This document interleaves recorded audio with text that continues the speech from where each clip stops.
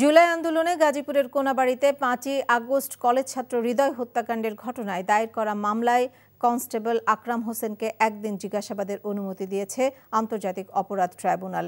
একই মামলায় গাজীপুরের কোনাবাড়ীর সাবেক ওসি আশরাফুদ্দিন সহ ৫ পুলিশের বিরুদ্ধে তদন্ত শেষ করতে ৩ মাস সময় দেওয়া হয়েছে।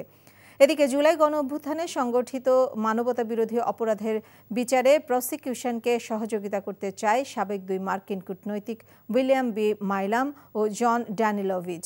সকালে এই ২ প্রতিনিধি ট্রাইব্যুনালে আসেন। চিফ প্রসিকিউটর তাজুলের সঙ্গে ঘণ্টাখানেকের বেশি সময় তারা বৈঠক করেন। এদিকে জুলাই আন্দোলনে গাজীপুরে কলেজ ছাত্র হৃদয় হত্যাকাণ্ডে অভিযুক্ত কনস্টেবল আকরাম হোসেনকে ১১ মার্চ তদন্ত সংস্থার হেফাজতে তাকে জিজ্ঞাসাবাদ করা হবে।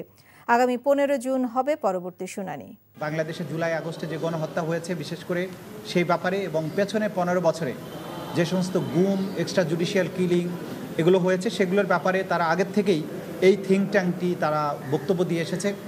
তারা এই বিচার প্রক্রিয়ার অগ্রগতি, বিচার প্রক্রিয়াতে কোথায় কোনো সমস্যা আছে কিনা, এই সব বিষয়ে আমাদের সাথে খোলামেলা কথাবার্তা বলেছেন।